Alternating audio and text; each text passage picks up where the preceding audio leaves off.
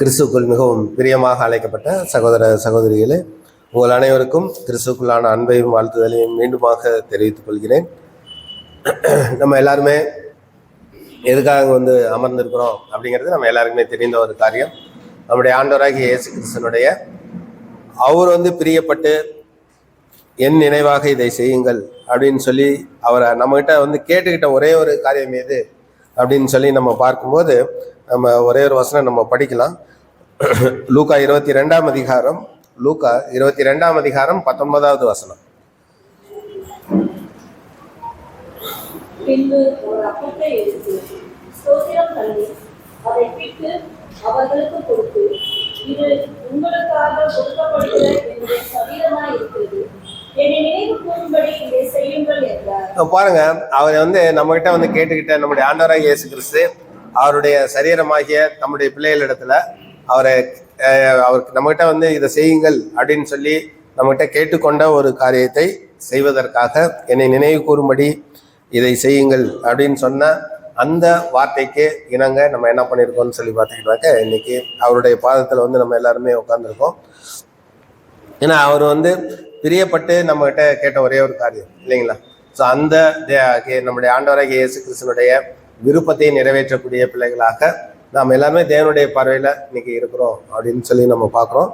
So இந்த காரியத்துக்கு நம்ம இன்னைக்கு பார்க்க இருக்கக்கூடிய இந்த ஒரு சிறிய ஒரு காரியத்துக்கு நிழலாக நம்முடைய ஆண்டவராகிய இயேசு கிறிஸ்துவை தேவன் எப்படியெல்லாம் பழைய ஏற்பாடு காலத்தில் காமிச்சிருக்கிறாரு அப்படின்னு சொல்லி நம்ம பார்க்கும்போது, அவரை ஒரு பஸ்கா ஆட்டுக்குட்டியாக பழைய ஏற்பாட்டு காலத்தில் அவரை காமிச்சார் அப்படின்னு சொல்லி நம்ம பார்க்குறோம்.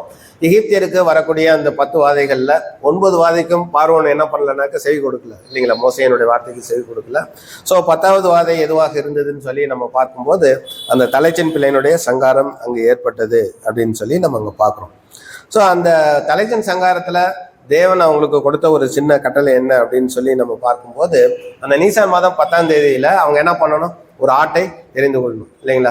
அந்த ஆட்டை தெரிந்து கொள்ளணும். அந்த ஆடு எப்படிப்பட்ட ஆடாக இருக்கணும்னு சொல்லி படிக்கிறோம் நம்ம. அது பழுதற்றதும் இல்லைங்களா, ஆணும் 1 வயதும் இல்லைங்களா? அந்த பழுதற்றதுனா நமக்கு தெரியும் இல்லைங்களா? கூண்டு இருக்கக்கூடாது, குருடு இருக்கக்கூடாது, கலலை இருக்கக்கூடாது, முடம் இருக்கக்கூடாது, இது மாதிரிலாம் நம்ம படிக்கிறோம் வசனத்துல. அந்த இடத்துல 1 வயதுன்னு சொல்லி ஏன் ஸ்பெசிஃபிக்கா சொன்னாரு? ஏன் 1 வயதுன்னு சொன்னாரு? சும்மா ஒரு ஆட்டுக்குட்டின்னு சொல்லியிருக்கலாம் இல்லைங்களா? ஏன் வயசை ஏன் அந்த இடத்துல ரெப்ரசன்ட் பண்ணாரு? ஒரு ஸ்பெசிஃபிக்கா நீங்க செய்யக்கூடிய காரியத்துல கூட 1 வயது இருக்கணும்பா அப்படின்னு சொல்லி ஏன் அந்த மெச்சூர்டு இல்லைங்களா? நம்ம மைண்டுக்கு நீங்க சரியான பாயிண்ட் சொல்லி நம்ம மைண்டுக்கே மெச்சூர்டுங்கிற ஒரு வார்த்தை வருது கரெக்டா.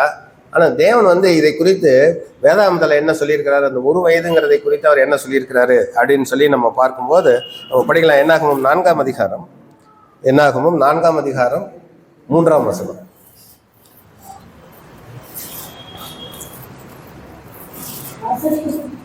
ஆசரிப்பு கூடாரத்திலே வேலை செய்யும் சேவைக்கு உட்படத்தக்க 30 வயது முதல் 50 வயது வரைக்கும் உள்ள எல்லாரையும் வேண்டி தொகையிடுவார்கள். பாருங்க, அவர் என்ன பண்ண சொல்லியிருக்காரு? ஆசிரியர் கூடாரத்தில் ஒருத்தவங்க வேலை செய்ய வந்தாங்கன்னா அவங்க எந்த வயசுல இருக்கணும்? 30 வயசு இல்லைங்களா? அந்த 30வது வயசுங்கிறது தான் தேவனுடைய பார்வையில 1வது வருஷம்.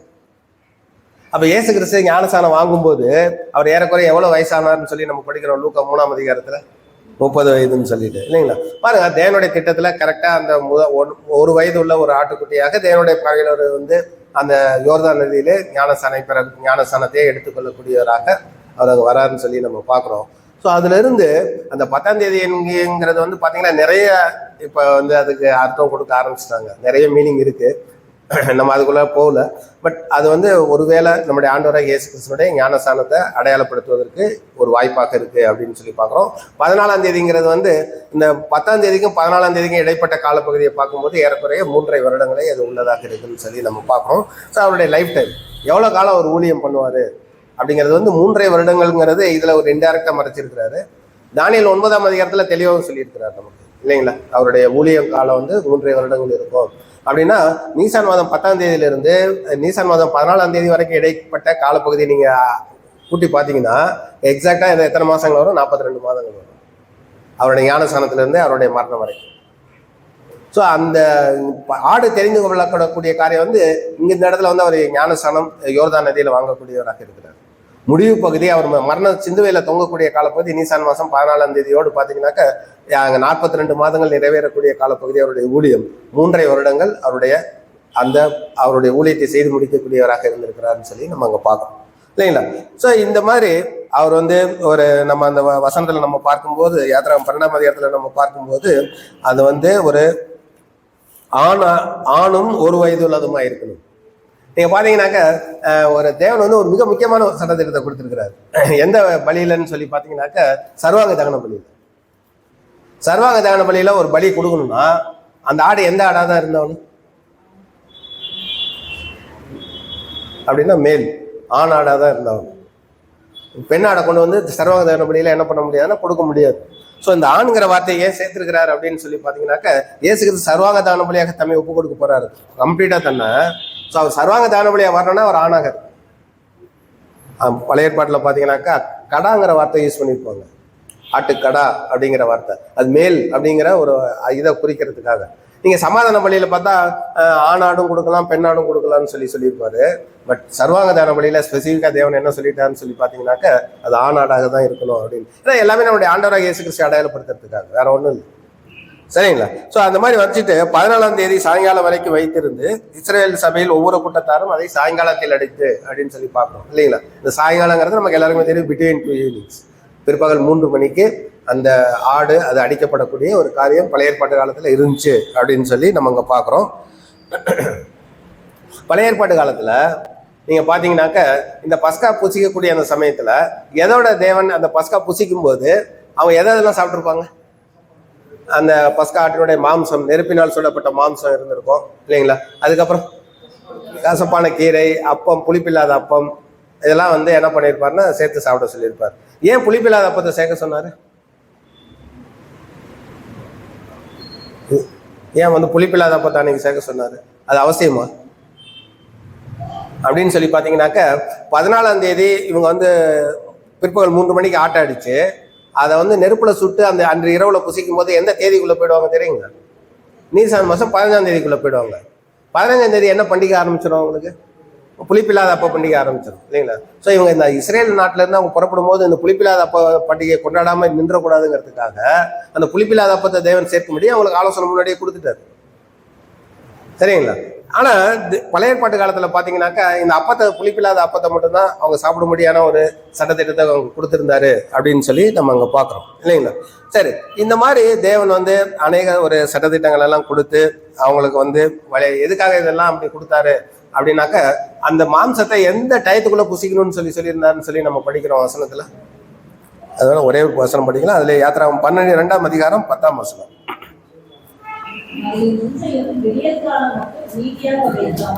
போதும். அப்ப அந்த மாம்சத்தை என்ன பண்ணக்கூடாதுனாக்க விடியற் காலம் வரைக்கும் என்ன பண்ணிடக்கூடாது, வைக்கக்கூடாது இல்லைங்களா. அந்த இரவு பகுதிக்குள்ளேயே சாப்பிடணும். அந்த இரவு பகுதி எதை அடையாளப்படுத்துது? அந்த விடியற் காலம் எதை அடையாளப்படுத்துது? Very good. இது வந்து இரவு பகுதிங்கிறது வந்து நம்முடைய சுவிசேஷ யுகத்தை அடையாளப்படுத்துது அப்படின்னு சொல்லி எங்க இருக்கு? இரவு பகுதி சுவிசேஷ யுகத்தை தான் அடையாளப்படுத்துது அப்படின்னு சொல்லிட்டு ஒரே வசனம் படிக்கலாம். சங்கீதம் 134ஆம் அதிகாரம் 1ஆம் வசனம். சங்கீதம் 134ஆம் அதிகாரம் 1ஆம் வசனம்.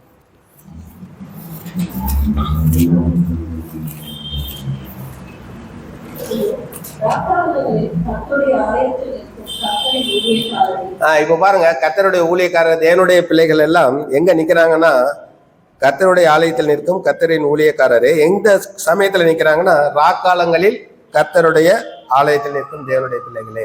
அப்ப வந்து இந்த ராக்காலங்கிறது வந்து இந்த சுவிசேஷ சேவத்தை அது அடையாளப்படுத்தக்கூடியதாக இருக்கு. அப்படின்னாக்க இரவு பகுதி வந்து சுவிசேஷ யுகம்னு சொன்னோம்னா அப்ப ஆட்டோமேட்டிக் விடியற் காலம் எந்த பகுதிக்கு வந்துடும்?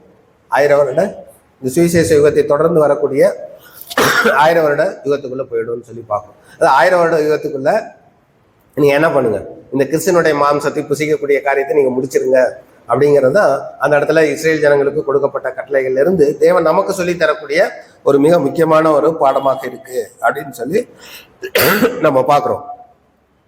சரி, அடுத்தபடியாக நம்ம பார்க்கும்போது இந்த பஸ்கா ஆட்டில் இன்னொரு மிக முக்கியமான ஒரு சட்டத்திட்டத்தை தேவன் கொடுத்திருந்தாரு. அதை படிக்கலாம். நம்ம யாத்திராகமம் 12ஆம் அதிகாரம் 46 முதல் சில வசனங்கள். 45 படிக்கலாம். யாத்திராகம் 12ஆம் அதிகாரம் 45 முதல். கூலியாகும் ம். அதை புசிக்க வேண்டாம். ம். அதை ஒவ்வொரு வீட்டிற்குள்ளும் புசிக்க வேண்டும். அந்த மாம்சத்தில் கொஞ்சமாகிலும் வீட்டிலிருந்து வெளியே கொண்டு போகக்கூடாது. ம். அதில் ஒரு எலும்பையும் இருக்கக்கூடாது. இஸ்ரவேல் சபையார் எல்லாரும் அதை ஆசரிக்க கடவுள். இப்போ பாருங்க எப்படிலாம் சட்டத்திட்டம் கொடுத்துருக்கிறாருன்னா, அந்நியனும் கூலியாலும் என்ன பண்ணிட வேண்டாமா, அதில் நீங்கள் சாப்பிட வேண்டாம் அப்படின்னா, அது எபிரேயர்கள் மட்டும்தான், அந்த விருத்த சேதனம் பண்ணப்பட்டவங்க மட்டும்தான் அதில் புசிக்கணும். அதனால தான் நம்ம என்ன பண்ணுறோம், ஞானஸ்தானம் எடுத்தவங்க மட்டும்தான் அதை நம்ம கலந்துக்கணும் அப்படின்னு சொல்கிறோம். அதில் இன்னொரு 46ஆம் வசனத்தில் ஒரு மிக முக்கியமான காரியத்தை சொல்லி கொடுக்குறாரு. என்ன சொல்றாருனாக்க, அந்த மாம்சத்தில் கொஞ்சமாகிலும் வீட்டிலிருந்து வெளியிலே கொண்டு போக வேண்டாம், அதில் ஒரு எலும்பையும் முறிக்க வேண்டாம் அப்படின்னு சொல்றாரு. அதே எலும்பு முறிக்க வேண்டாம்னு சொன்னாரு. பஸ்காட்டினுடைய எலும்பு முறிச்சா என்ன ஆகிடும்? நம்ம கடையில் போய் நம்ம மட்டன்லாம் வாங்குறோம் இல்லைங்களா? அதில் வந்து கசாப்பு கடைக்காரர் வந்து அந்த எலும்பு முறிக்காமல் எடுக்கும். நமக்கு மட்டன் மட்டும் கொடுக்கணும், கொடுக்க முடியுமா? அவரால் கொடுக்க முடியாது. அவங்க ரொம்ப சிரமப்பட்டிருப்பாங்க கண்டிப்பாக. அந்த இஸ்ரேல் ஜனங்கள் அன்றைக்கி அந்த தேவனுடைய சட்டத்திட்டத்தை ஃபாலோ பண்ணி அவங்க அந்த இதை செய்யும்போது ரொம்ப ரொம்ப கேர்ஃபுல்லாக செஞ்சுருக்கணும். எலும்பை எங்கேயுமே என்ன பண்ணிடக்கூடாது, முறிக்காமல் அந்த மாம்சத்தை தனியாக பிரித்து எடுத்து அவங்க செய்யக்கூடியவர்களாக இருந்திருப்பாங்க அப்படின்னு நம்ம பார்க்குறோம் இல்லைங்களா? இது ஏன் இந்த சட்டத்திட்டத்தை கொடுத்தாரு? முறிச்சிட்டா என்ன ஆகிடும்? நிழலில் நமக்கு அதனுடைய அர்த்தத்தை நம்ம எக்ஸாக்டாக என்ன பண்ண முடியலன்னா புரிஞ்சுக்க முடியல இல்லைங்களா? ஆனால் பார்த்தீங்கன்னாக்க இந்த சம்பவம் எங்கே நிறைவேறுது நம்முடைய ஆண்டவர்கிட்ட அப்படின்னு நம்ம பார்க்கும்போது ஒரே ஒரு வசனம் படிக்கலாம்.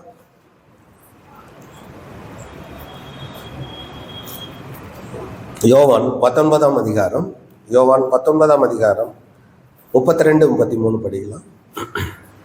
அந்தபடி போர்ச்சேவகர் வந்து அவருடனே கூட சிலுவையில் அறையப்பட்ட முந்தினாருடைய காலெலும்புகளையும் மற்றவருடைய காலெலும்புகளையும் முடித்தார்கள். அவர்கள் இயேசுவிடத்தில் வந்து அவர் மறித்திருக்கிறதை கண்டு அவருடைய காலெலும்புகளை முடிக்கவில்லை. பாருங்க, அவரோட சிலுவையில் அறையப்பட்ட அந்த 2 பேர் கல்லவர்களுடைய கால எலும்புகளை என்ன பண்ணியிருக்காங்க, முறிச்சிருக்காங்க. நிழல்ல வந்து பஸ்காட்டினுடைய எலும்பு முறிக்க கூடாதுன்னு சொல்லிட்டாரு. பஸ்கா ஆடு யார்? நமக்கு நம்முடைய ஆண்டவராக இயேசு கிறிஸ்து இல்லைங்களா? உலகத்தின் பாவத்தை சுமந்து தீர்க்கிற தேவ ஆட்டுக்குட்டி. ஸோ ஆனால் அவர் வந்து என்ன ஆயிட்டார், மறிச்சதுனால அவருடைய கால எலும்புகளை என்ன பண்ணல, முறிக்கல இல்லைங்களா? ஸோ இந்த பஸ்காடு நம்முடைய ஆண்டவராக இயேசு கிறிஸ்து அவருடைய கால எலும்புகளை முறிக்கலைன்னா அவர் மறிச்சிட்டாரு. கால எலும்புகளை முறிக்கிறது வந்து எப்படி மரணத்தை கொடுக்கும்? ஒரு மனுஷன் வந்து சிலுவையில் தொங்கிட்டு இருக்காங்கன்னு வச்சுக்கோங்களேன், அவங்க கால எலும்பு முறிச்சா இறந்துருவாங்களா? அது மரணத்தை எப்படி கொடுக்கக்கூடியதாக இருக்கும் அப்படின்னு நம்ம பார்க்கும்போது, ஆக்சுவலாக பார்த்தீங்கன்னாக்க இந்த சிலுவையில் அறையப்பட்டவங்க வந்து மூச்சு இழுக்கக்கூடிய இன்ஹேல் பண்ணும்போது காலில் வந்து ப்ரெஷர் கொடுத்து தான் என்ன பண்ண முடியும்னாக்க அவங்க மூச்சு இழுக்க முடியும். நார்மல் ப்ரீத்திங் இருக்காது அவங்களுக்கு இல்லைங்களா? அப்போ கால் எலும்பு முடிச்சுட்டா என்ன பண்ண முடியும், போயிடும், மூச்சை இழுக்க முடியாது. ஆட்டோமேட்டிக்காக என்ன ஆகிடும், மூச்சு விட முடியலைன்னா அவங்க மறிச்சிடுவாங்க.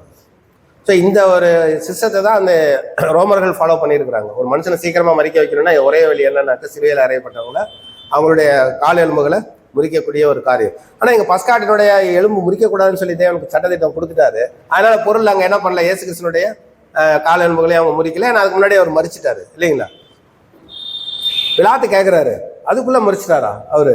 அதுக்குள்ளே எப்படி மறிச்சாரு அப்படின்னு கேட்கும்போது இவங்க வந்து அவருக்கு வந்து சர்டிஃபிகேட் கொடுக்கணும், அவர் இறந்துட்டாரு அப்படின்னு சொல்லிட்டு. எப்படி கொடுத்தாங்க அவங்க ரோமர்கள்? இயேசு கிறிஸ்து மறிச்சிட்டார் அப்படிங்கிற அந்த சர்டிஃபிகேட்டை அவங்க எப்படி கொடுத்தாங்க தெரியுங்களா? பிலாத்துக்கு எதை வச்சு கொடுத்தாங்க? ஒரே ஒரு வசனம் நம்ம படிக்கலாம். யோவான் 19ஆம் அதிகாரம் 34ஆம் வசனம்.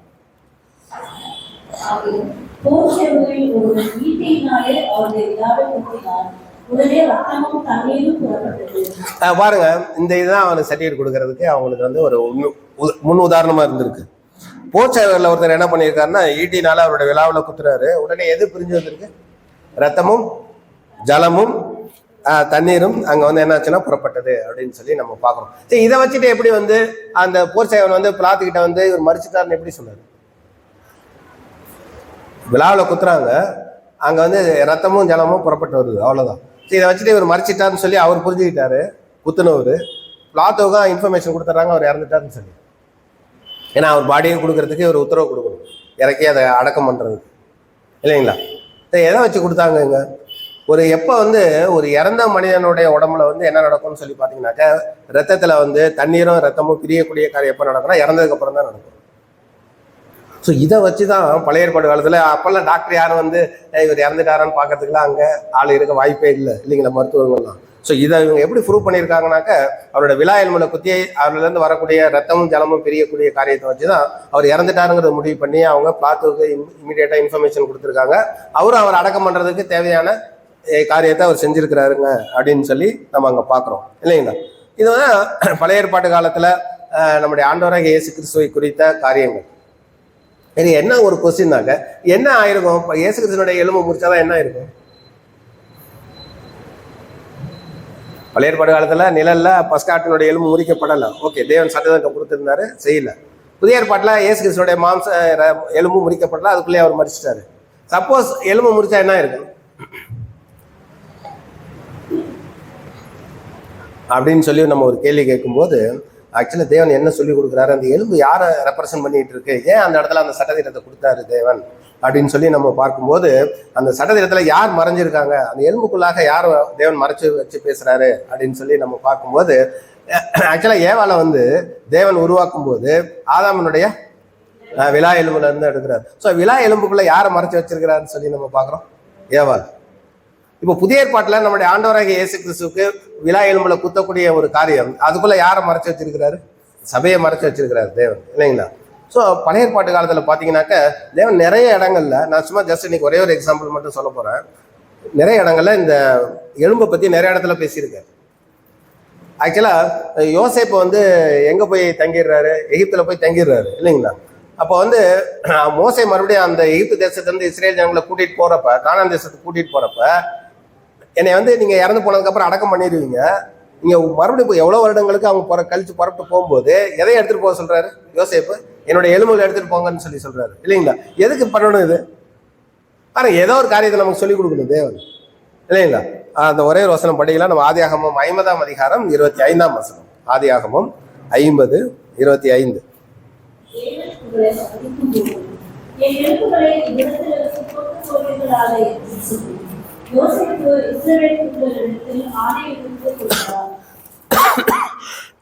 இதுல பாருங்க, இந்த இடத்துல ரொம்ப அருமையான ஒரு காரியத்தை யோசேப்பு சொல்றாரு. தேவன் உங்களை சந்திக்கும் போது மோசே மூலமா வந்து உங்களை கூட்டு போவார்ப்ப ஒரு காலத்துல, அப்ப நீங்க என்ன பண்ணுங்க, என் எலும்புகளை இடத்துல இருந்து கொண்டு போவீர்களாக என்று சொல்லி யோசேப்பு இஸ்ரேல் புத்திரிடத்தில் எதை கொடுத்தாராம், ஆணை எடுத்து கொடுத்தாராம், ஒரு கண்டிஷனா கொடுத்துட்டாராம், நீங்க கண்டிப்பா செஞ்சே ஆகணும், என்னோட எலும்புகளை என்ன பண்ணி ஆகணும், நீங்க எடுத்துக்கிட்டே போகணும் அப்படின்னு சொல்லி சொல்லிட்டாராம். இது எதுக்காக? இந்த எலும்பை எடுத்துக்கு போய் கானான் தேசத்துல வைக்கிறதுனால என்ன பிரயோஜனம்? ஆனா இது செஞ்சாங்களா? அவங்க பாருங்க, புறப்பட்டு போகும்போது எத்தனை பேரை மோசஸ் கூட்டு போயிருக்கிறாரு. புருஷர்கள் மாத்திரம் 6 லட்சம் பேர் இல்லைங்களா. சகோதரிகள் எவ்வளவு பேர் இருந்திருப்பாங்க, அவங்களும் ஒரு ஈக்குவலா ஒரு 6 லட்சம் பேர், குழந்தைகள் எல்லாம் சேர்த்து ஒரு 20 லட்சம் பேர் அப்ராக்சிமேட்டா சொல்றேன் நான். அவ்வளவு பேர் அவர் கூட்டிட்டு போறப்ப எதை மறக்காம எடுத்துட்டு போயிருக்காங்க தெரியுங்களா? இந்த எலும்புகளை மறக்காம எடுத்துட்டு போயிருக்கிறாங்க. எடுத்துட்டு போயிட்டு மோசே வந்து எங்க போகல, கானான் தேசத்துக்குள்ள போகல. இந்த பொறுப்பை யார்கிட்ட கொடுத்துட்டாரு தெரியுங்களா? மோசே யோசுவாட்ட கொடுத்து, அப்பா நீங்க போய் இதை செஞ்சிருங்கப்பா அப்படின்னு சொல்லி கொடுக்குறாரு. அது படிக்கலாம். யோசுவா 24ஆம் அதிகாரம், யோசுவா 24ஆம் அதிகாரம் 32ஆம் வசனம்.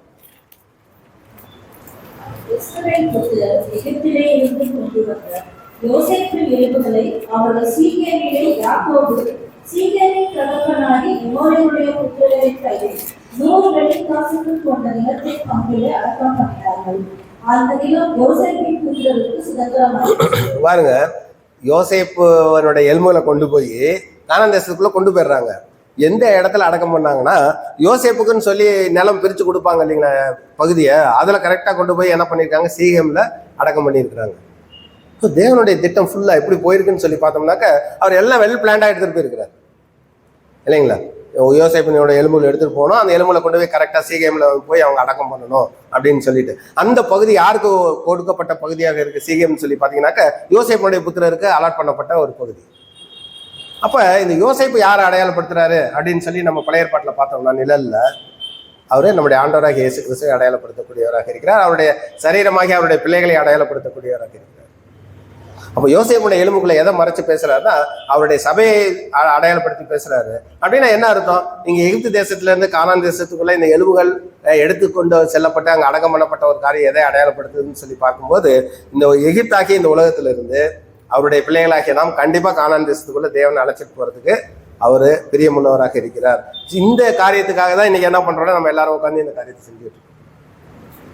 நம்மளை கண்டிப்பா தேவன் கொண்டு போவார் அவருடைய ராஜ்யத்துக்குள்ள அப்படிங்கிற அந்த நம்பிக்கையோட விசுவாசத்தோட. அதனால எலும்பு வந்து ஒரு இடத்துல விசுவாசத்துக்கு ஒப்பிட்டு பேசுவாங்க. என்ன ஒரு விசுவாசம் இன்னைக்கு நமக்கு இருக்கு அப்படின்னா, தேவன் கண்டிப்பா இந்த எகிப்துங்கிற உலகத்துல நம்ம எவ்வளவு பாடுகள், கஷ்டங்கள், துன்பங்கள்ல இருக்கிறோம் இல்லைங்களா? யாராவது எனக்கு பாடுகள் இல்லைன்னு சொல்ல முடியுமா? கண்டிப்பா சொல்ல முடியாது.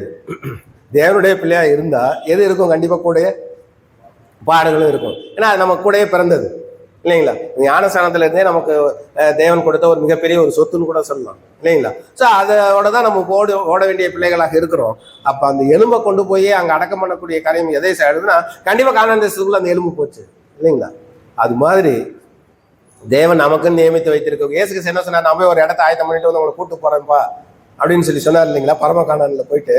ஸோ அது மாதிரி இந்த எலும்புகளின் மூலமாக அடையாளப்படுத்தக்கூடிய தம்முடைய சரீரத்தை கண்டிப்பா இந்த எகிப்தாகிய இந்த உலகத்துல இருந்து கானான் தேசத்துக்குள்ள பரம ராஜ்யத்துக்கு, அந்த பரம அழைப்புக்குள்ள இல்லைங்களா, அந்த பரலோக ராஜ்யத்துக்குள்ள எடுத்துட்டு போவாருங்கிற நம்பிக்கையை நமக்கு கொடுக்கக்கூடியதாக இருக்கு அப்படின்னு சொல்லி நம்ம பார்க்கணும். ஸோ அதனாலதான் அந்த நம்பிக்கையில தான் இன்னைக்கு வந்து நம்ம எல்லாருமே உட்காந்துருக்கோம். இந்த கிறிஸ்தனுடைய அந்த பாடுகளை நினைவு கூறக்கூடிய ஒரு நாளாக, ஒரு சமூகமாக நம்ம ஆசரிக்கக்கூடிய பிள்ளைகளாக இருக்கு. நம்முடைய ஆண்டவராகிய இயேசு கிறிஸ்து நம்ம இடத்துல கேட்டுக்கொண்ட ஒரு விருப்பத்தோடு கேட்டுக்கொண்ட ஒரு காரியமாகவும் இருக்கு அப்படின்னு சொல்லி நம்ம அங்க பார்க்கணும் இல்லைங்களா? ஸோ இதே காரியத்தை நம்ம புதிய ஏற்பாட்டில் பார்க்கும்போது இது நிலையில நம்ம சில காரியங்களை பார்த்தோம். புதிய ஏற்பாட்டில் நம்ம பார்க்கும்போது நம்முடைய ஆண்டவராகிய இயேசு கிறிஸ்து இங்க வந்துட்டு அவர் என்ன சொன்னார் அப்படின்னு சொல்லி நம்ம பார்க்கும்போது, நம்ம ஒரே ஒரு வசனங்களை நம்ம படிக்கலாம். யோவான் 6ஆம் அதிகாரம், யோவான் 6ஆம் அதிகாரம் 48 முதல் சில வசனங்களை நம்ம படிக்கலாம். யோவான் 6ஆம் அதிகாரம் வசனம் 48 முதல். ஜீவ அப்பம் தானே, உங்கள் பிதாக்கள் வனாந்தரத்திலே மன்னாவை புசித்து மரித்தார்கள்.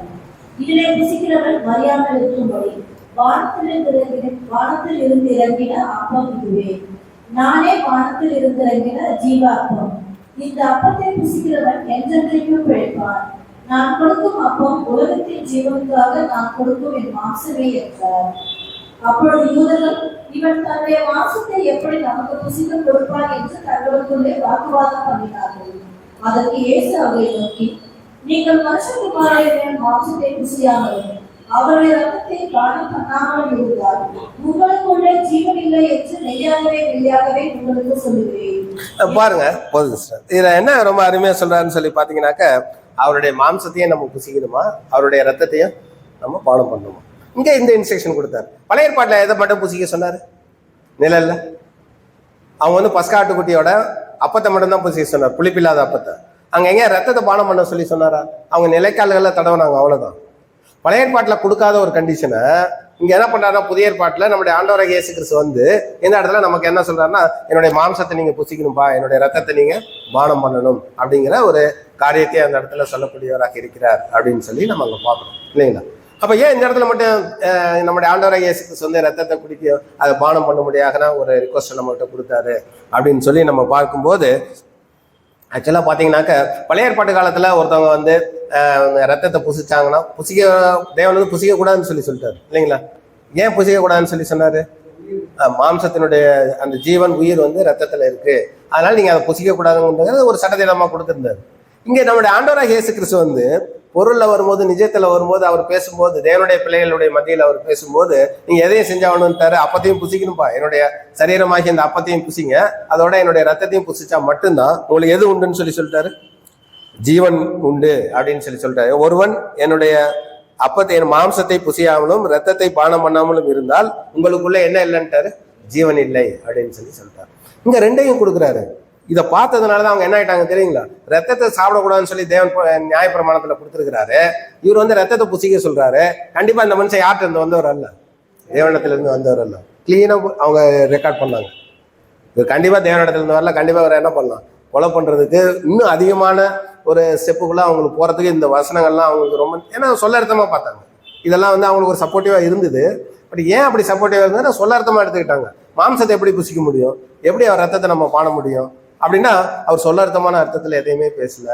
அப்படிங்கிறது நம்ம புரிஞ்சுக்கிறோம் தேவனுடைய பிள்ளைகள், இல்லைங்களா? ஆனா அந்த மக்கள் என்ன பண்ணாங்கன்னா சொல்லர்த்தமா பார்த்ததுனால அவங்க வந்து ஒரு தவறுதலான ஒரு அர்த்தத்தை அவங்க எடுத்துக்கொள்ளக்கூடிய பிள்ளைகளாக இருந்தாங்க. இயேசு கிறிஸ்துவ வந்த நம்முடைய ஆண்டவரை இயேசு கிறிஸ்துவ சரியா புரிஞ்சுக்கல. அவங்க வந்து என்ன பண்ணிட்டாங்கன்னா அவர் சொன்ன வார்த்தையை வச்சு அவர் நியாயம் தீர்க்கக்கூடியவங்களும் போயிட்டாங்க. இவர் யாருங்கிறதுக்காக எந்த ஒரு கோர்ட்லையும் ஒரு மனுஷன் யாருங்கிறதுக்காக தீர்ப்பு வந்து மரண தண்டனை கொடுத்ததே கிடையாது. அவருடைய ஐடென்டிட்டி யார், அவர் வந்து நான் தேவனுடைய குமாரன் சொன்ன ஒரு ஐடென்டிட்டிக்காக அவரை கொண்டு போய் என்ன பண்ணாங்கன்னா மரணத்துக்கு ஒப்பு கொடுத்தாங்க. ரோமர்களுடைய சட்டத்துல, அந்த சனகரின் சட்டத்திலாம் பார்த்தீங்கன்னா நிறைய சட்டத்திட்டங்கள் இருக்கு. யாரையும் வந்து இரவுல தீர்க்கக்கூடாது, நியாயம் தீர்க்கக்கூடாது அப்படின்னு சொல்லிட்டு, இல்லைங்களா? எல்லா ரூலையும் என்ன பண்ணாங்கன்னா ஓவர்லுக் பண்ணிட்டு நம்முடைய ஆண்டவரை இயேசு கிறிஸ்துக்கு எப்படி ஆகல என்ன பண்ணிடணும். ஒரு ஆக்சுவலா அவங்க பார்த்தீங்கன்னாக்க யார் மேலேயாவது அந்த பழியை போட்டிருந்தோம். இயேசு கிறிஸ்துவ அவரை கொலை பண்றதுக்கு என்ன பண்ணாங்க தெரியுங்களா? ஆசாரிகள், பிரதான ஆசாரிகள் முன் வரல ஆக்சுவலா. ஆனா அவங்களோட திட்டம் வந்து இவரை அப்படியே கொலை பண்ணிடணும். ஆனா அந்த பழியை யார் வாங்கிக்க கூடாது? நம்ம வாங்கிக்க கூடாது. அது யார்கிட்ட தள்ளிடலாம்? பிளாத்துக்கிட்ட கொடுத்துடலாம். எந்த ரீதியா? பொலிட்டிக்கல் ரீதியா இவர் மேல ஒரு குற்றத்தை சுமத்தி இவர் வந்து ராயனுக்கு வரி கொடுக்க வேண்டாம்னு சொல்லி சொன்னாரு அப்படி சொல்லி பிளாத்துக்கிட்ட தள்ளினாங்க பிரச்சனையா. பிளாத்து என்ன பண்ணாரு தெரியுங்களா? திரும்ப வந்து அவங்ககிட்டே தள்ளினாரு. நீங்க உங்க நியாயப்பிரமாணத்தின்படி நீங்க தீருங்களேன், இவருக்கு வந்து மரண தண்டனை கொடுங்களேன் அப்படின்னு சொல்லி அவரு தள்ளுறாரு இவங்க கிட்டே, இல்லைங்களா? ஒரே ஒரு வசனம், அந்த வசனம் மட்டும் படிக்கலாம் பாருங்க. இவங்க ரெண்டு பேரும் எந்த மாதிரி போட்டி போட்டிருக்காங்கன்னு சொல்லி. யோவான் 19ஆம் அதிகாரம், யோவான் 18ஆம் அதிகாரம் 31, 32. யோவான் 18ஆம் அதிகாரம் வசனம் 31 மற்றும் 32. அப்பொழுது பிலாத்து அவரை நோக்கி, இவனை நீங்களே கொண்டு போய் உங்கள் நியாயப்பிரமாணத்தின்படி நியாயம் தீருங்கள் என்றார். அதற்கு யூதர்கள், ஒருவனையும் மரண ஆக்கினை செய்ய எங்களுக்கு அதிகாரமில்லை என்றார்கள். பாருங்க இவங்க என்ன சொல்றாங்க தெரியுங்களா? நியாயப்பிரமாணத்தின்படி ஒரு மனுஷனை வந்து நியாயம் தீர்க்கிற அளவுக்கு, மரண தண்டனை கொடுக்குற அளவுக்கு எங்ககிட்ட என்ன இல்லை, அதிகாரம் இல்லை அப்படின்னு சொல்லி பிளாத்துக்கிட்ட தள்ளுறாங்க. பிளாத்து என்ன பண்றாரு? பயம். பிளாத்துக்கு பயந்தாரா இல்லைங்களா? பிளாத்துக்கு தைரியமா கொடுத்தாரா? இன்னும் பிளாத்துக்கும் பயம். இந்த மனுஷனை கொண்டு போய் ஒரு நீதிமான் சொல்லக்கூடிய மனுஷனுக்கு போய் நம்ம எப்படி மரண தண்டனை கொடுக்கறது அப்படின்னு சொல்லிட்டு, அதே பாருங்களேன் அவர் எப்படி எந்த அளவுக்கு பயந்தாருன்னு சொல்லி படிக்கலாம். யோவான் 19ஆம் அதிகாரம் 7-8 வசனங்கள். யோவான் 19ஆம் அதிகாரம் வசனம் 7 மற்றும் 8. யூதர்கள் அவனுக்கு பிரதியுத்தரமாக, எங்களுக்கு ஒரு நியாயப்பிரமாணம் உண்டு. இவன் தன்னை தேவனுடைய குமாரன் என்று சொன்னபடியால் அந்த நியாயப்பிரமாணத்தின்படியே இவன் சாக வேண்டும் என்றார். பாருங்க ஒரு மனுஷனுடைய ஐடென்டிட்டி, இவர் யாருங்கிறதுக்காக மரண தண்டனை. யாராவது வந்து நான் வந்து இவருடைய சன் ஒரு அப்பா பேரை சொல்லி அவங்க பையன் நான் சொன்னா உடனே மரண தண்டனை கொடுப்பாங்களா யாராவது? பாருங்களேன் எந்த அளவுக்கு ஒரு மோசமான ஒரு தீர்ப்புக்குள்ள போயிருக்கிறாங்கன்னு சொல்லிட்டு. இதை கேட்டவன பிளாத்துக்கு என்னாச்சா? 8ஆம் வசனம். இந்த வார்த்தையை கேட்டபொழுது அதிகமாய் பயம். அவருக்கும் பயம். இது என்னடா அது பிரச்சனை? ஒரு மனுஷனை வந்து இவர் வந்து தேவனுடைய குமாரனா இருந்தா நம்ம போயிட்டு இவருக்கு மரண தண்டனை கொடுத்துட்டா நமக்குள்ள தண்டனை வரும் அப்படிங்கிற பயந்து இவரு எப்படியா தள்ளி விட பாக்குறாரு. பாருங்க யாருக்குமே அந்த பிரதான ஆசிரியனுக்கு அந்த பொறுப்பு எடுத்துக்கிறதுக்கு பயம். ஒருவேளை இவர் தேவனுடைய குமாரனா இருந்தா என்ன பண்றதுன்னு சொல்லிட்டு பிளாத்துக்கிட்ட போய் தள்ளுறாங்க. பொலிட்டிக்கல் ரீதியா பிரச்சனையை கொண்டு வந்து பொலிட்டிக்கல் ரீதியா அவருக்கு மரண தண்டனை கொடுத்துடலாம்னு சொல்லி பாக்குறாங்க. ஆனாலும் அவங்களால என்ன பண்ண முடியல, எஸ்டாப்ளிஷ் பண்ண முடியல. பொய் சொல்றாங்கன்னு அவர் தெரிஞ்சுக்கிட்டாரு, இல்லைங்களா? இவங்க மக்கள் அவர் மேல குற்றம் சுமத்துறதுலாம் பொய். ஏன்னா அவர் டாக்ஸ் எங்கேயுமே கொடுக்க வேணாம்னு சொல்ல யாருமே வந்து இவர் வார்த்தையை கேட்டு டாக்ஸ் கட்டாமலும் இல்லை. இது எல்லாமே பிளாத்துக்கு நல்லா தெரியும். இவர் ஜனங்களை கலகப்படுத்துறாங்க அப்படின்னு சொல்லி ஒரு குற்றச்சாட்டு. ஜனங்களை அந்த ஊர்ல எந்த ஒரு குழப்பமும் கிடையாது, கலகமும் கிடையாது, அதுவும் பிளாத்துக்கு தெரியும். கடைசி ஒரே ஒரு கேள்வி டவுட் இருக்கு, நீ யூதருடைய ராஜாவான்னு மட்டும்தான் கேட்டார் அவர்கிட்ட. இவரு என்ன சொல்றாரு? ஆமா நான் யூதருடைய ராஜான்ட்டாரு. இன்னும் பயம் யாருக்கு? பிளாத்துக்கு. இருக்க பிளாத்துக்கு பயம் அதிகமாயிட்டே போயிட்டு இருக்கு. அவங்க மனைவி திடீர்னு ஓடியாடுறாங்க. வந்து நேற்று நைட்டை வந்து நான் தூக்கத்துல என்ன பண்ணேன், ரொம்ப பாடுபட்டேன், இந்த மனுஷனை நீதிமன்றம் ஒன்றும் பண்ணிடாத. அடுத்த பயம் இன்னும் கொஞ்சம் பயம் அதிகமாக்குறாங்க பிளாத்துக்கு. பயம் ப்ரெஷர் அதிகமாயிட்டே போயிட்டு இருக்கு பிளாத்துக்கு. உடனே சின்ன ஒரு குழு கிடைச்சது பாருங்க பிளாத்துக்கு. என்ன குழு தெரியுங்களா தள்ளி விடுறதுக்கு? இவர் வந்து கலிலேயாவை சேர்ந்த மனுஷன் அப்படின்னு ஒண்ணு கலிலேயாவில இருந்து வந்துருக்கக்கூடிய ஏரோதுட்ட அனுப்பிச்சு விட்டார். அப்போ பிரச்சனை நம்மளோட தீர்ந்தா போதும், இவர் அவரை பார்த்துக்கிட்டோம் அப்படின்னு சொல்லிட்டு என்ன பண்ணிட்டாருன்னா அவர் வந்து ஏரோதுட்ட அனுப்புறாருன்னு சொல்லி பாக்குறோம். ஏரோதுட்ட போயிட்டு இவர் வாயை திறக்கல. ஏன்னா ஏரோது எப்படியா இருந்தாலும் இவர் பேசினாருன்னா அவரை காப்பாற்ற பார்ப்பாரு. இந்த இடத்துல இயேசு கிறிஸ்து வாயை திறக்காம இருந்து ஏன்னா தேவனுடைய திட்டத்தை நிறைவேற்றணும். இவர் அதிகமா அவர்கிட்ட பேசினார்னா ஏதாவது அற்புதத்தை செஞ்சு காமிச்சாருன்னா எந்த விதத்துல ஏரோது காப்பாத்திடுவாரு. ஏன்னா ஏரோது தன்னை காப்பாற்றக்கூடாது, இல்லைங்களா? பாருங்க எந்த அளவுக்கு எந்த இடத்துல பேசினா இவருக்கு தண்டனை வருமோ அங்கெல்லாம் பேசியிருக்காரு. எந்த இடத்துல பேசாம இருந்தா இவருக்கு தண்டனை வருமோ அந்த இடத்துல பேச வேண்டாம். கடைசியில ஏரோது எவ்வளோ பேசி பார்க்குறாரு, எத்தனையோ கேள்வி கேட்டு பார்க்குறாரு, பதிலே சொல்ல. அவரே என்ன பண்ண, அவமானப்படுத்தி அனுப்பிச்சு விட்டார் பிளாத்திட்டு. நீ இந்த மனுஷன் என்னால் ஒன்றும் பண்ண முடியல, நீங்களே பாருங்கன்னு சொல்லி அனுப்பிச்சு விட்டார்.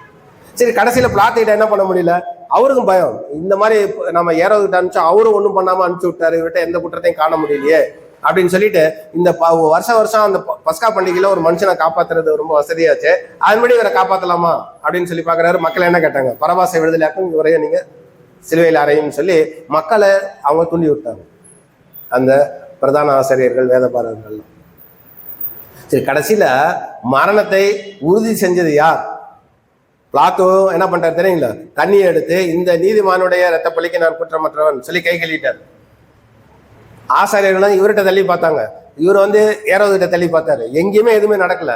கடைசியில இந்த பழியை யார் தங்கள் இடத்துல ஏத்துக்கிட்டாங்க அப்படின்னு சொல்லி நம்ம பார்க்கும்போது படிக்கலாம் பாருங்க. மத்தேயு 27ஆம் அதிகாரம், மத்தேயு 27ஆம் அதிகாரம் 25ஆம் வசனம்.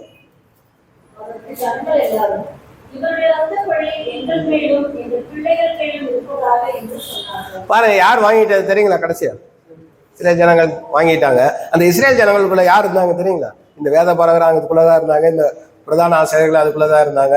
எல்லாருக்கும் தண்டனை வந்துச்சு.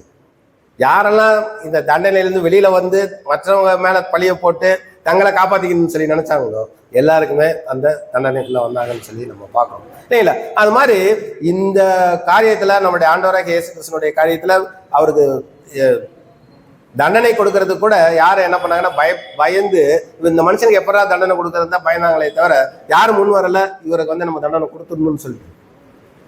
எவ்வளவு ரீதியிலையும் பாத்தீங்கன்னா கடைசியில இஸ்ரேல் ஜனங்களை அவங்க தூண்டி விட்டு இவரை சிலுவையில் அறையும்னு சொல்லி கேட்கும்போது அவர் என்ன சொன்னாங்கன்னா, இவனுடைய ரத்தப்பழி எங்கள் மேலும் எங்கள் பிள்ளைகள் மேலும் வரட்டும் அப்படின்னா இஸ்ரேல் ஜனங்களுக்கு அதனாலதான் என்ன வந்துச்சு. அதுக்கு முன்னாடி கொஞ்ச நாளைக்கு முன்னாடி இயேசு சொல்லிட்டாரு இல்லைங்களா, உங்கள் வீடு உங்களுக்கு கிபி 70 அதெல்லாம் அவங்களுக்கு நிறைவேறிச்சு அப்படின்னு சொல்லி நம்ம அங்க பாக்குறோம். ஸோ இதெல்லாம் சுட்டி காட்டி தான் பவுல் என்ன சொல்றாரு, நமக்கு எச்சரிப்பு அப்படின்னு சொல்லி நம்ம பார்க்கும்போது ஒரே ஒரு எச்சரிப்பை நம்ம அங்க படிக்கலாம். நம்ம ஆக்சுவலா பாத்தீங்கன்னாக்க பழைய ஏற்பாட்டு காலத்துல தேவன் ரத்தத்தை பத்தி எதுவுமே சொல்லல இல்லைங்களா. ஆனா புதிய ஏற்பாட்டுல இயேசு கிறிஸ்து ரத்தத்தை பத்தி நீங்க அதையும் சேர்ந்து பூசிங்கன்னு சொல்லிட்டாரு இல்லைங்களா. அப்படின்னா என்ன அர்த்தம் அப்படின்னு சொல்லி பார்க்கும்போது இந்த அப்பம்ங்கிறது ஒரு நம்முடைய ஆண்டவராகிய இயேசு கிறிஸ்துனுடைய ஈடுபலியை அடையாளப்படுத்தி, ஏன்னா அப்பம் பிற்கப்படக்கூடிய காரியம் இல்லைங்களா.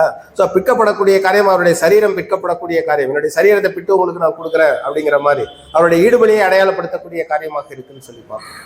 அவர் ஏன் அதோட உள்ள நம்மகிட்ட எதையும் அவர் எடுத்து கொடுத்தாரு, அங்கே பாத்திரத்தை எடுத்து கொடுத்து அந்த பாத்திரத்துல பானம் பண்ணும்படியாக தன்னுடைய பிள்ளைகள் இடத்துல கொடுத்தாருன்னு சொல்லி நம்ம பார்க்குறோம். அப்படின்னா எதுக்காக பழைய ஏற்பாட்டுல ரத்தத்தை பத்தியே பேசல, ஆனா புதிய ஏற்பாட்டுல இயேசு கிறிஸ்து ஒரு பாயிண்ட்டை கூட சேர்க்கிறாரு.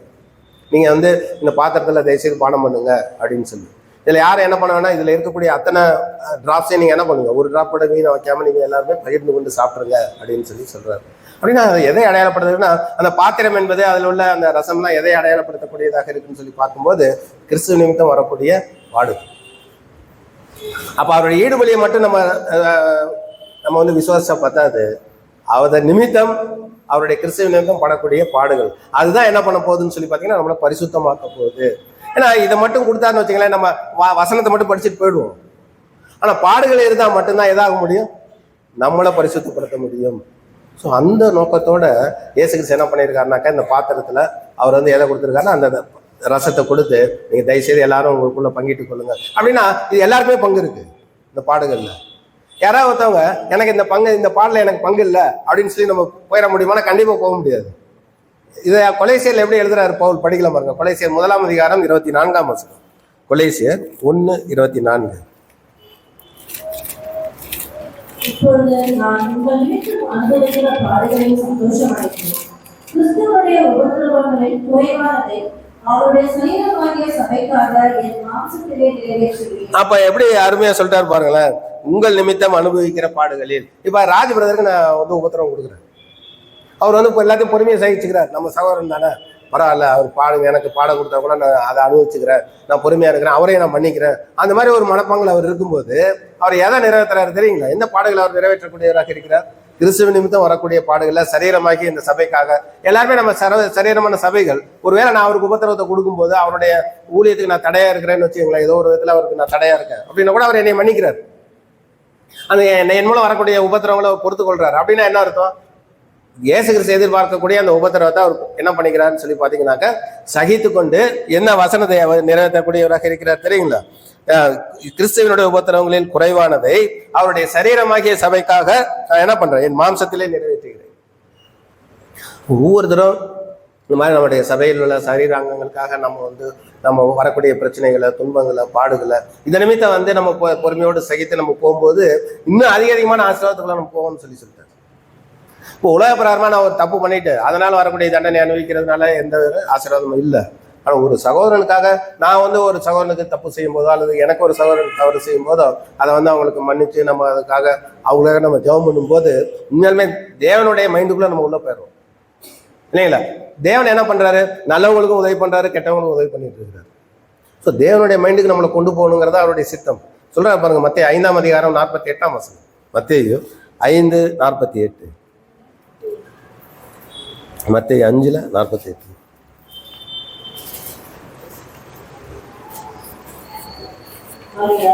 பரலோகத்தில் இருக்கிற உங்கள் பிதா பூரண சத்குணராய் இருக்கிறது போல நீங்களும் பூரண சத்குணராய் இருக்க கடவுள்.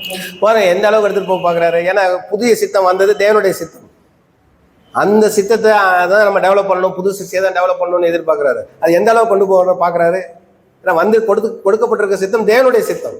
இயேசு கிறிஸ்துவனுடைய சித்தத்தை கொடுக்கலாரு, யாருடைய சித்தத்தை கொடுத்திருக்கிறாரா?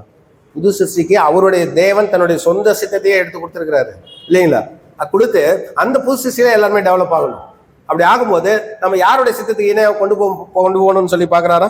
பரலோகத்தில் இருக்கிற உங்கள் பிதா பூர்ண சர்க்குணரா இருக்கிற போல நீங்க அவங்க பிதாவுடைய அளவுக்கு அவர் எப்படி ஒரு பூர்ண சர்க்குணரா இருக்கிறாரோ அந்த அளவுக்கு நீங்க ஆக முடியும்.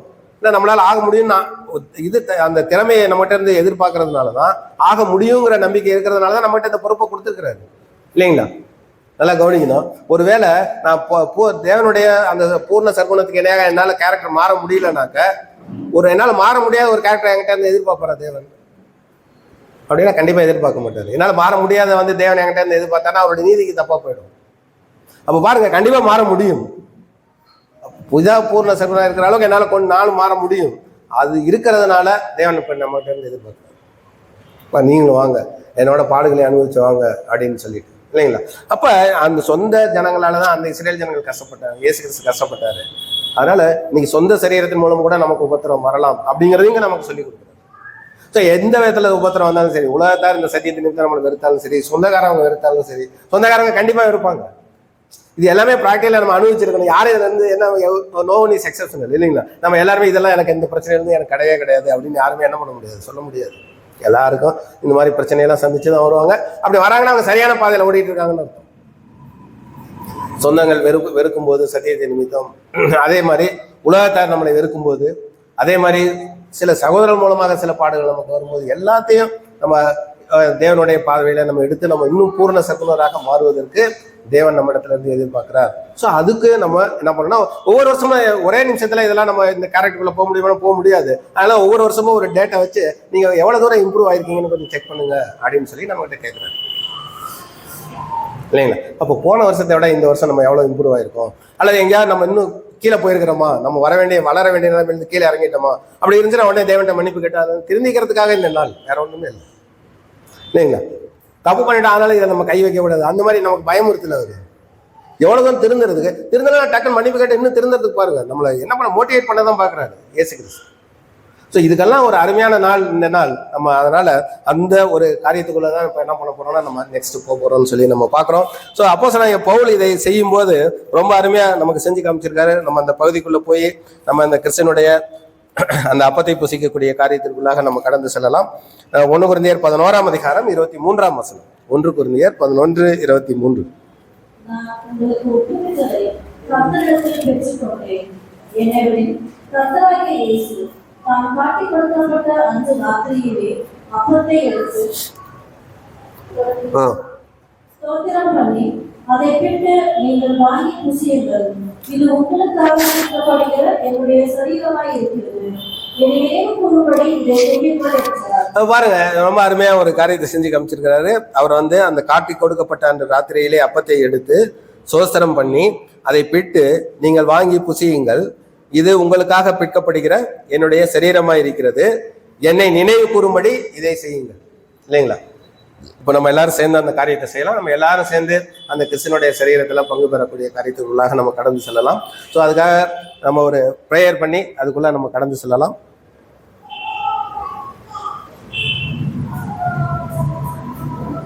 ஓகேப்பா,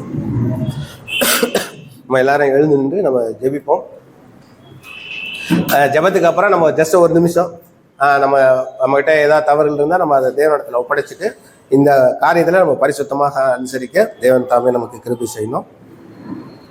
வானத்துக்கும் பூமிக்கும் ஆண்டவரே, யெகோவா என்னும் நாமம் உள்ள அன்பு தெய்வமே, இதோ உம்முடைய பிள்ளைகளாய் ஆகிய எங்களை இந்த நாளிலும் கூட இந்த நேரத்திலே உம்முடைய சமூகத்திலே ஒன்று கூட்டி சேர்த்து இதோ உம்முடைய குமாரன் எங்களிடத்திலே என்னை நினைவு கூறும்படி செய்யுங்கள் என்று சொன்ன இந்த வார்த்தைக்கு இணங்க இதோ நாங்கள் அனைவரும் இந்த எப்படி இந்த அநேக கோதுமை மணிகள் எல்லாம் ஒன்று சேர்ந்து ஒரு அப்பமாக இருக்கிறதோ அதை போல நாங்கள் எல்லோரும் சேர்ந்து எங்களுடைய ஐக்கியத்தையும் இதோ உம்முடைய ஈடுபலியும் நாங்கள் விசுவாசிக்கத்தக்கதாக இந்த அப்பத்திலே நாங்கள் பங்கு கொள்ள ஆவலாக இருக்கின்றோம் அப்பா. இதோ இந்த காரியத்திலே நாங்கள் எந்த விதத்திலும் இதற்கு தகுதியில்லாத பிள்ளைகளாக இருப்போமேயானால் அதற்காக உம்மிடத்திலே நாங்கள் மன்னிப்பு கேட்டுக்கொண்டு இந்த காரியத்திலே நாங்கள் கைகளை வைக்க நீர் தாமே எங்களுக்கு கிருபை தாரும். நாங்கள் பாவிகளாக இருக்கிறோம், பலவீனம் உள்ள பிள்ளைகளாக இருக்கிறோம் என்பதை எல்லாம் தேவரீர் தாமே அறிவீர். அந்த பலவீனத்தை எல்லாம் எங்களிடத்திலிருந்து எடுத்து போட்டு எங்களுக்கு பூரண பலத்தை தந்து இந்த காரியத்திலே நாங்கள் தொடர்ந்து உம்முடைய சத்தியத்திலே நாளுக்கு நாள் வளர்ந்து நாளுக்கு நாள் பரிசுத்தம் அடைய எங்கள் ஒவ்வொருவரையும் தேவரீர் தாமே ஆசீர்வதித்து வழி நடத்த வேண்டுமாய் எங்கள் அன்பின் ஆண்டவரும் நேசரட்சகரும் மீட்பருமாகிய இயேசு கிறிஸ்துவின் இனிய நாமத்தில் கெஞ்சி மன்றாடுகிறோம் பரமபிதாவே, ஆமென். நம்ம கண்களை மூடி ஒரு நிமிஷம் நம்ம தேவனிடத்துல நம்ம எந்த அளவுக்கு தேவன் நம்மை ஆசீர்வதித்து வழி நடத்துகிறாரோ அதற்கு நன்றியை தெரிவிப்போம். அதே சமயத்தில் நம்ம இடத்துல குறைகள் இருந்தால் அதற்காக மன்னிப்பு கேட்டுக்கொண்டு நாம் தேவனிடத்தில் இந்த பரிசுத்தமான காரியத்திலே பங்கு பெற தேவன் நம்மை தகுதியாக்கும்படியாக நாம் ஜெபிப்போம்.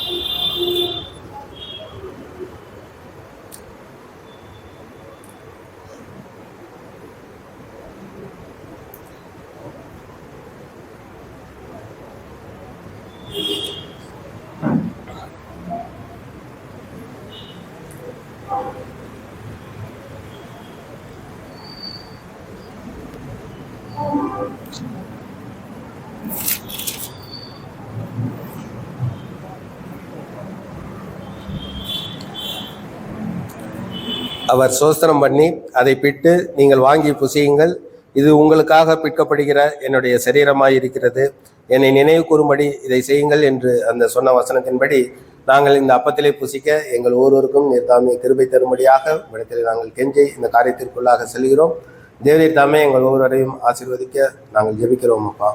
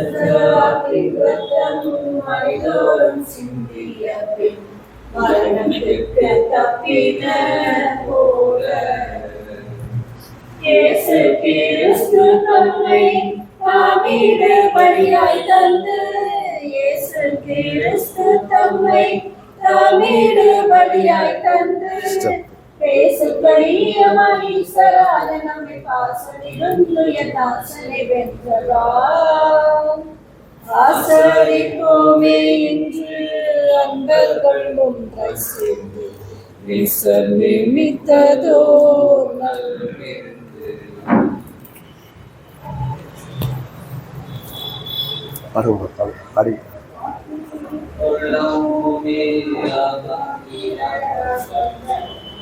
அப்பத்துக்கு மங்களே போயாரும் மாத்து நம்மை கை கண்டு பாடும் பண்ணும் மங்களாய்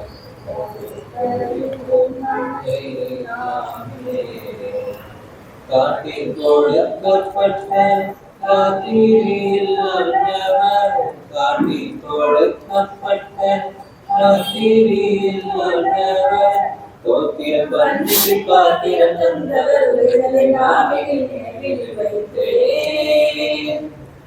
ஆசரிப்போமே என்று அன்பர்கள் ஒன்றாய் சேர்ந்து இயேசுவை மீட்பதோர் போஜனம் பண்ணின பின்பு அவர் அந்தபடியே பாத்திரத்தையும் எடுத்து, இந்த பாத்திரம் என் இரத்தத்தினால் ஆகிய புதிய உடன்படிக்கையாய் இருக்கிறது, இதை நீங்கள் பானம் பண்ணும் போதெல்லாம் என்னை நினைவு கூறும்படி செய்யுங்கள் என்றார். நாம் அனைவரும் மீண்டுமாக தேவனை நோக்கி ஜெபிப்போம்.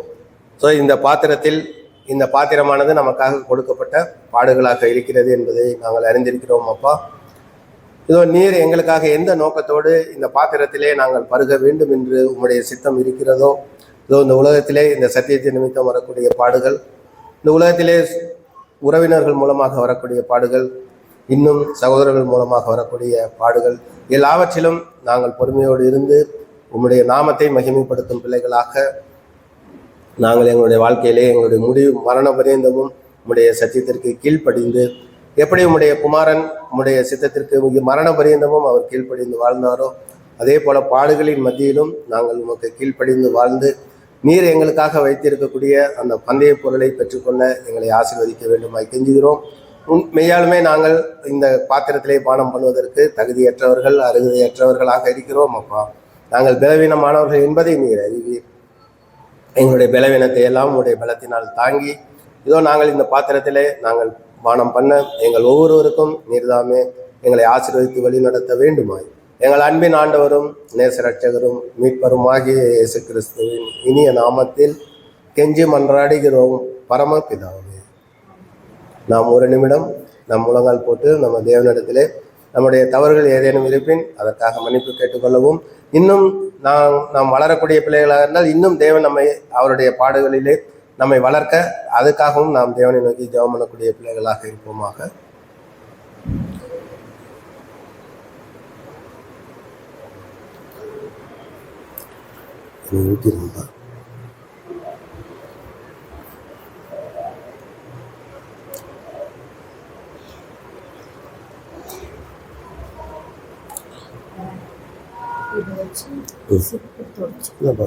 சரி.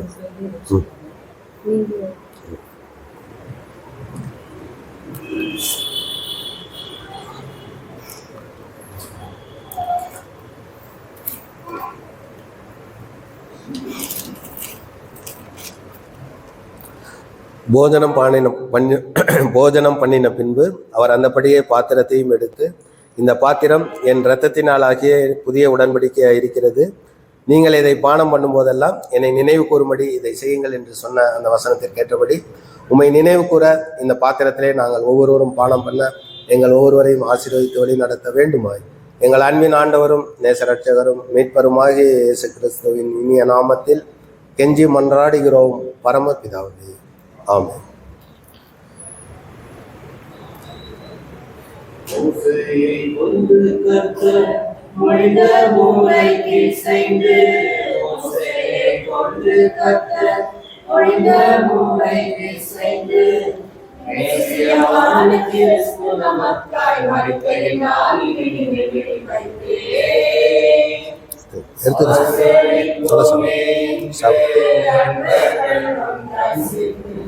இயேசுவே மிக்கதோர் நல்விருந்து.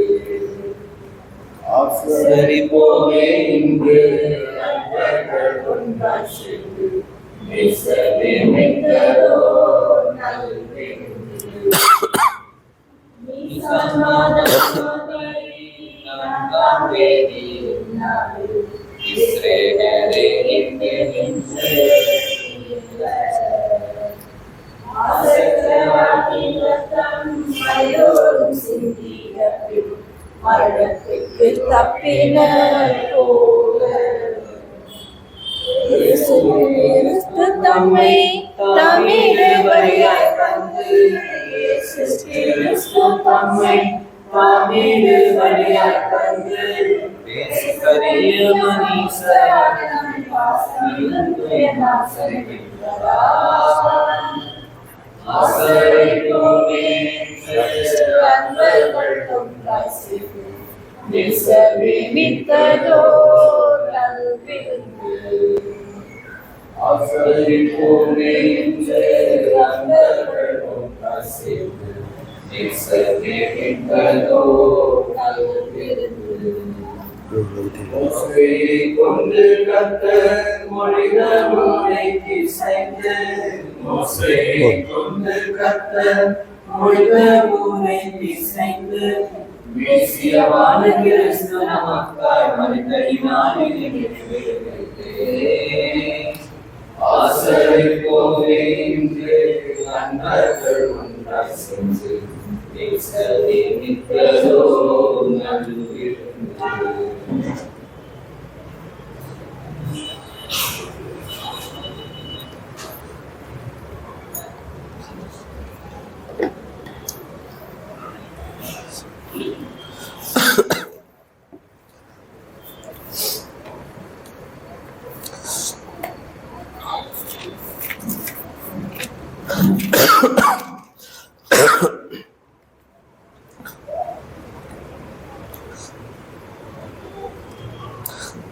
போஜனம் பண்ணின பின்பு அவர் அந்த படியை பாத்திரத்தையும் கொடுத்து, இந்த பாத்திரம் உங்களுக்காக சிந்தப்படுகிற என்னுடைய இரத்தத்தினால் ஆகிய புதிய உடன்படிக்கையாக இருக்கிறது என்று அந்த சொன்ன வசனத்திற்கு ஏற்றபடியாகவும் நாம் இந்த அப்பத்திலேயும் அதே சமயத்தில் இந்த பாத்திரத்திலேயும் நாம் பங்கு கொண்ட பிள்ளைகளாக இருக்கிறோம். இப்படியாக நம்முடைய ஆண்டவராகிய இயேசு கிறிஸ்தனுடைய அந்த ஈடுபடியை நாம் விசுவாசித்து அவருடைய பாடுகளிலே பங்கு பெறக்கூடிய பிள்ளைகளாக இருக்கிறோம் என்பதை இந்த செயல்பாடுகளின் மூலமாக நாம் உறுதிப்படுத்தி இருக்கிறோம். ஏன்னா அந்த அவருடைய ரத்தத்தில் பானம் பண்ணுறதுக்கு நமக்கு மட்டும்தான் அந்த அதிகாரத்தை தேவன் கொடுத்துருக்கிறாரு. அந்த பாடுகளில் நமக்கு மட்டும்தான் அந்த அதிகாரம் கொடுக்கப்பட்டிருக்கு. ஸோ இந்த அதிகாரத்தை கொடுத்த பாடுகளில் நாம் அனுபவிக்க அந்த அதிகாரத்தை கொடுத்த தேவனுக்கு நாம் மீண்டுமாக சோசரத்தை ஏறெடுப்போமாக. நம்ம கடைசியாக ஜெபம் பண்ணி முடிக்கலாம். ஜெபம் செய்வோம்.